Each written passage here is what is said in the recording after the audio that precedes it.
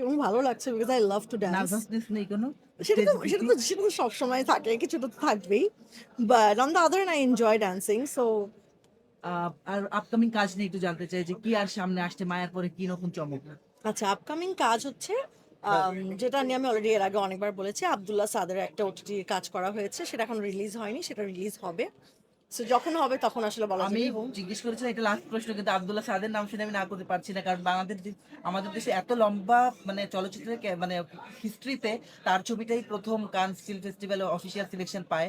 আর আপনি সেই ডিরেক্টরের কাজ করছেন, এটা তো বিশাল একটা অন্যরকম প্রাপ্তি। এবং অবশ্যই বাঁধনাপুকে আপনাদের অগ্রজ, উনি নতুন ভাবে প্রেজেন্ট করেছেন একেবারে, এবং তার ক্যারিওগ্রাফি আলাদা হয়ে গিয়েছে। তো আপনি একটু আপনার ব্যাপারে একটু সত্যি একটু বলেন না, যে আপনিও কি মনে করছেন যে একটা আলাদা ক্যারিওগ্রাফ হবে আপনার? আমি আসলে এইভাবে কিছু বলতে পারবো না, আর এই কাজটা নিয়ে আসলে আমাদের বেশি কিছু বলাও নিষেধ। এই কাজটা রিলিজ হওয়ার এখন আসলে কিছু বলতে পারছি না।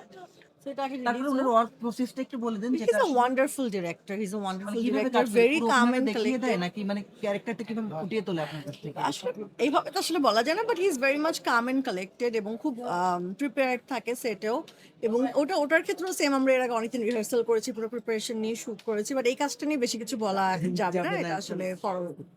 ওকে, হোপ ফর দ্য বেস্ট আপু, থ্যাংক ইউ। Thank you. আপু, নাই আপু, আপু এই কালের কনফিউজ একটু একটু শুভেচ্ছা হ্যাঁ বার্তা। হ্যাঁ, sure.